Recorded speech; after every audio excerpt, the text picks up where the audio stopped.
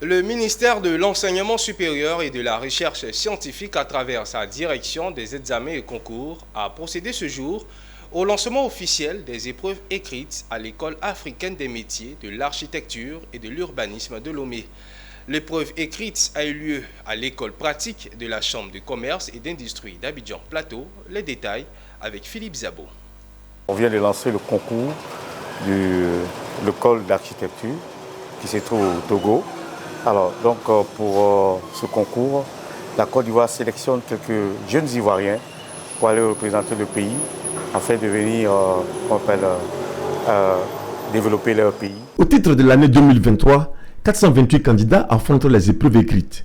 332 candidats en architecture, 23 en gestion urbaine et 73 en urbanisme. Les candidats ont 2 jours, du mardi 9 au mercredi 10 mai 2023, pour composer dans les épreuves de mathématiques, de culture générale, de dessin, de français et de physique. À l'entame des épreuves, le directeur de la DEXCO a encouragé les candidats à donner le meilleur d'eux-mêmes pour pouvoir être parmi les admis, car seulement 20 candidats seront retenus. Pour la présente édition, des innovations majeures ont été apportées en vue de lutter contre la fraude. Ce concours est exceptionnel. Il n'y a pas un nombre d'admis qui est fixé.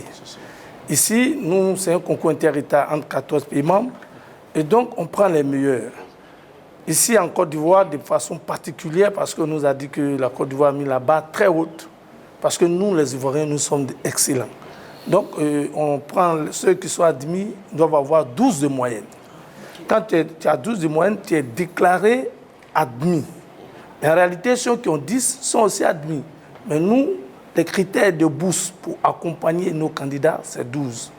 Mais il faut noter que aussi tous ceux qui auront 12 ne sont pas forcément boursiers automatiquement.